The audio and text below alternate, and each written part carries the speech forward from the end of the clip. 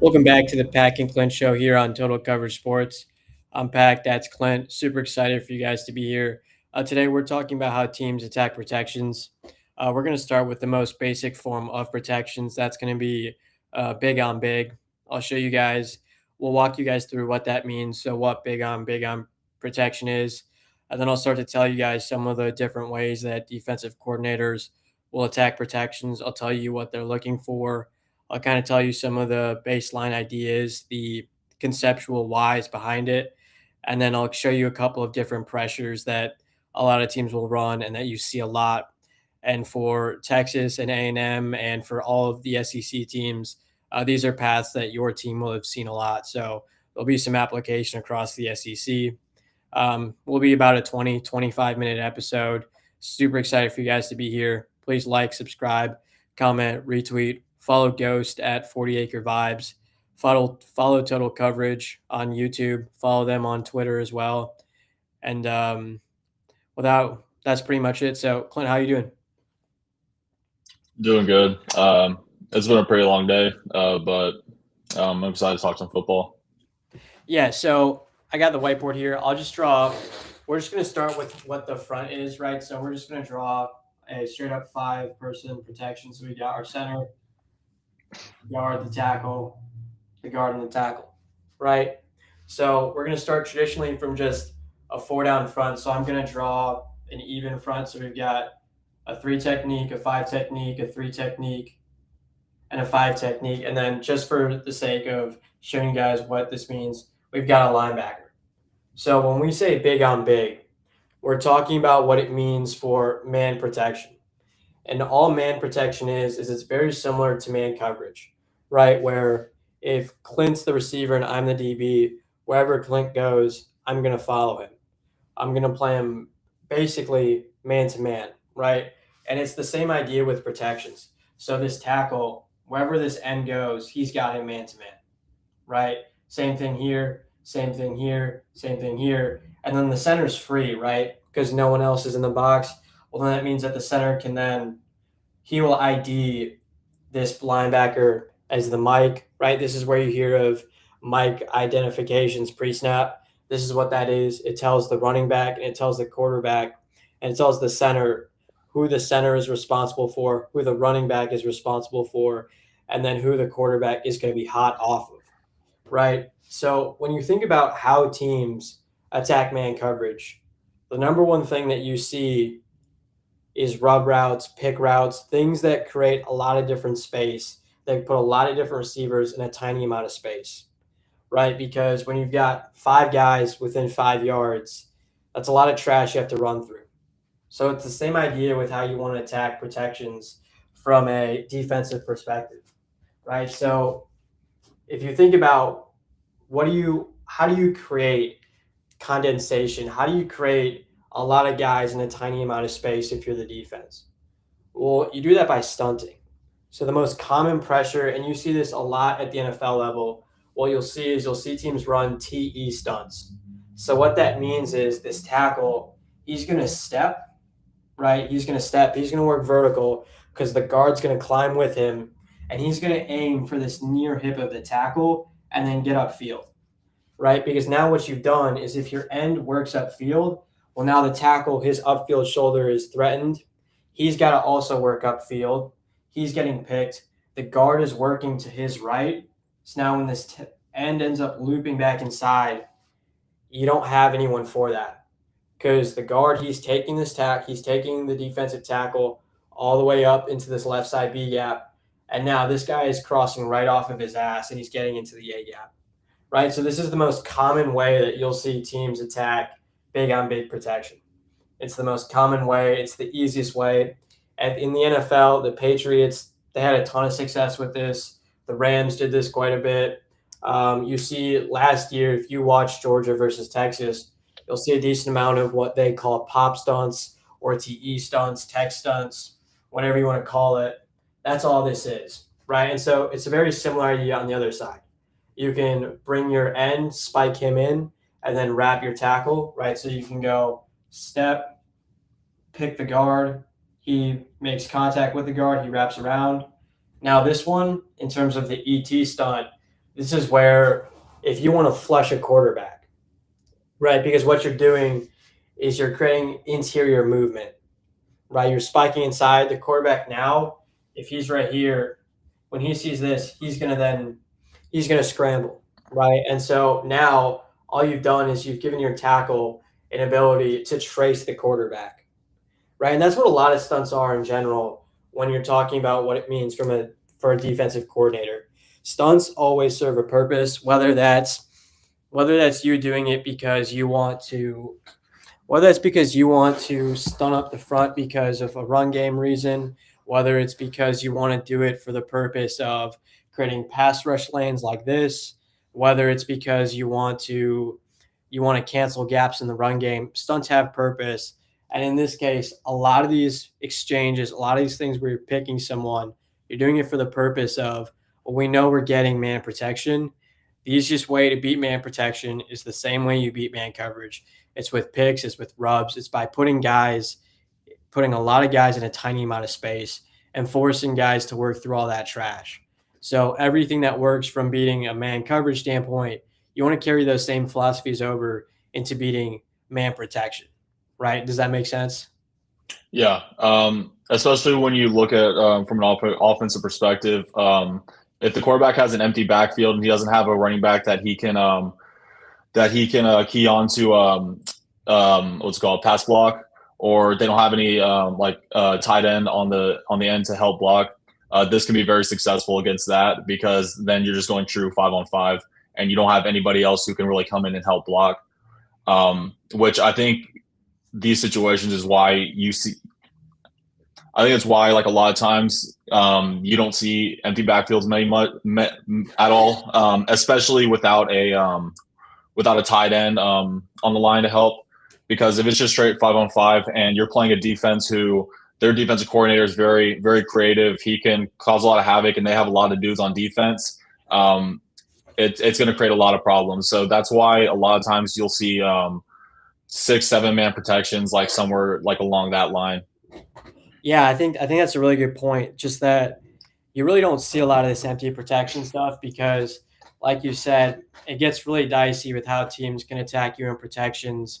It gets really dicey in terms of you're asking your offensive line to be really, really good. Now, if you've got an incredible line and you trust them and maybe they're going to win the Joe Moore Award. Well, then yeah, it's okay running empty because you trust those guys, and maybe they're really good communicators. Right now, one of the things that teams will do when they know you're going to stunt is they'll do what's known as scan or sift protection. Right, so if you think of a normal pass set, it's there's not as much gaining of depth. Right, for a tackle, it's you're going to kick slide and you're either going to do it vertically or you're going to do it at a 45, right? Well, now when you sift protect, everyone's trying to get on the same layer. It's the idea of building a wall. Because when you build a wall, when you pick one part of the wall, the other part's still there, right? There's no gaps being created. Everything is solid. And so when you get into more sift protection, when we're talking about big on big stuff, well, then that changes how we're going to attack protections, right? So now if we're talking about sift protection where every guy is stepping back, well, now it doesn't make as much sense to go with the pick stunts, right? Where we're running pop and jam stunts. Well, now what you want to do is if you're going to work on sift protection, you've got to create ways, you got to get different layers. And so now what you'll do is rather than saying we're going to work an immediate stunt, what we're going to do is we're going to start getting our guys to go upfield, because if you're not going to create if you're not going to create these different layers from a horizontal standpoint, you've got to do it from a vertical standpoint. You've got to figure out ways to, well, we can get him upfields now. We can do some stuff on the interior, right? So now maybe we're going to pick this guy and he's going to wrap around. He's going to make contact. wrap around him, and we're going to work a tom stunt, or we're going to work a ton or nut stunt, right? So now what we're doing is what we see there in shift protection. Now we need to, because the tackle and the guard are on the same level, we now need to attack on the interior because we can get the tackles, we can get both of the tackles out of the picture. And now all of this rubbing on the interior works at a much higher level. So this is another way for teams to attack man protection. And then the last and final way that I'm going to talk about in terms of attacking man protection before we get into half slides is what is known as internal loops. Now, if you're a Texas fan or if you're a Georgia fan, you saw on in the SEC championship, Georgia mauled Alabama with mauled them with interior pressures, right? And so what I mean when I say interior pressures is we're gonna have again, it's just a normal 4-man front, right? And I'll show one more thing with big on big that I'm forgetting about that's really important. But right, so we've got a normal even front. And now what we're gonna do is we're going to put a fifth pass rusher in the box, right? So this is our money. For Texas fans, think of this being Anthony Hill, Rasheem Biles, Tyler Atkinson. This is Torian York, Sanford for A&M fans. This is CJ Allen, Chris Cole for Georgia fans. And so what you're going to do is, because this guard is locked onto the nose, it's the same idea. You're going to pick the tackle, but now what you're going to do is because the center is locked onto this linebacker, you're going to do the same thing, except now he's going to pick the guard and then work upfield. And now what you can do is you can wrap your jack all the way around because the center, he's going to work to this linebacker. The guard's going to work to the nose. The tackle has to take the jack through. But when you've got two guys coming towards you, once again, it's a lot of trash to get through. And so you can do the exact same thing going from here to here, right? And so the idea is you get two guys going one way, another guy going the opposite way, and you create a lot of trash. It's the same idea as with mesh. Clint talked a lot about last week about how mesh is really good against man coverage. It's the same idea with how loops are really good against big on big protection. Yeah, you said all that really well. The last thing you want in terms of if you're going to straight big on big protection and you're not going in a sort of like certain protection set other than just straight man on man big, havoc is the last thing that you want because it is going to throw everyone off their assignments and it's going to force them to improvise and take someone else whenever what they originally had planned, what the original thought of was in regards to their blocking scheme. It's going to cause a lot of confusion and a lot of times can create positive plays for the defense. Yeah. And then the last thing we'll talk about today before we wrap it up is I'll talk a little bit about half slides. Clint, I'm sure you agree with this. This is probably the most common protection that you'll see in college. You see a lot of this stuff. A lot of it really is because of what happens with the 2-eye, which I'll explain in here in just a second. So, right, we've got our standard five offensive linemen. And then now, instead of drawing a 3 technique, what I'm going to do is I'm going to draw a 2-eye over here. And so the reason why this can become a little bit of a problem is because if you can't really run man protection against this. And you might be asking, well, why? Well, if you're going to lock the guard onto the nose, the guard doesn't have great leverage if the nose is going to work immediately upfield, right? If the nose is spiking up immediately into A gap, well, the guard has really bad leverage because the guard is outside of this nose. So what you'll see a lot of teams do when they get a 2-eye is they'll slide it. And so what does that mean when I say slide it? Well, it means the tackle is going to take the guy to his rightmost. My apologies. The center is going to take the guy to his rightmost. The guard's going to do the same thing. So he's now going to work to his right. and the tackle is going to work out to his right. So it's kind of like if you think about zone, where you're working to your right, everyone's working to their right, and whoever's to their right, they're going to take them. It's just that idea. It's basically like considering zone coverage, where if he's in your zone, you've got him. So now what you want to do is those pick stunts, they don't work as well anymore, right? Because if you were to pop him in there, well, he's going to take him, and then the guard is going to be able to take the jack, right? So now those pop stunts, those TE stunts, they're not as effective. And the same idea with if you're going to run a ET stunt, where if the jack spikes, well, the guard's got him, and now the nose is trying to wrap around, but the tackle's free, and so he can take that. So now to the slide side, you may not like those stunts as much. Now away from the slide, a lot, especially if there's a back in protection, a lot of the times what teams will do is they'll either give an Abby call or they'll give a cross call. And so an Abby call means he's going to become the fourth person in the slide. So if there's a linebacker here, if there's a double mug, if there's some form of presentation that the linebackers are giving that indicates they might come up in the A gap, the running back is going to be responsible for that. And if there isn't, then the running back is going to take the most, is going to help chip, or he's going to take whoever's off the edge to this big on big side.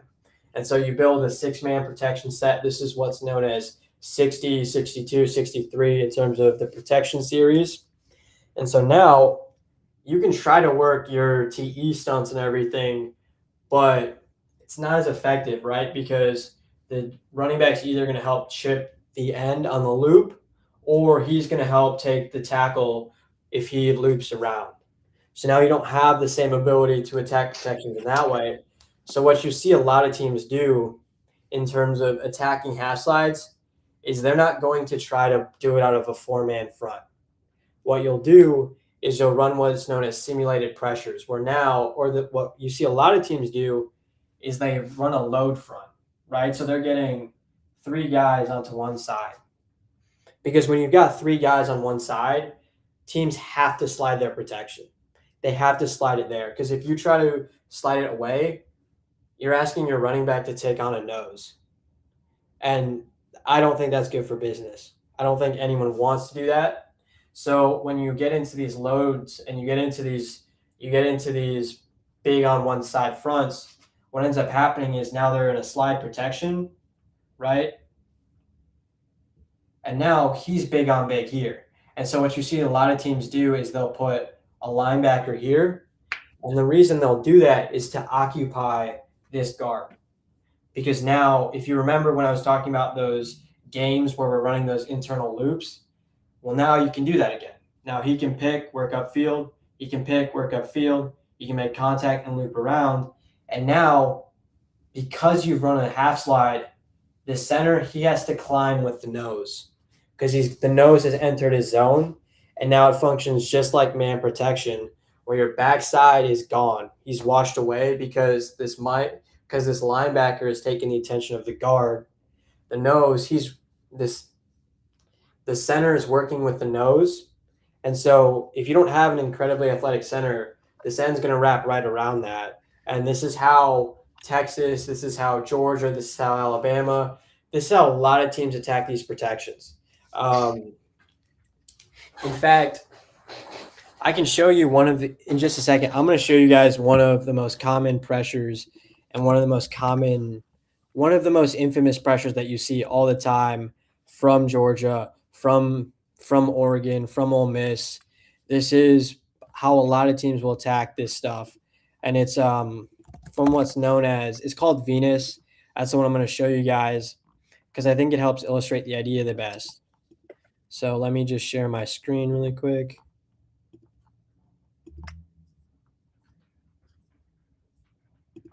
Right, so this is what's known as odd Venus.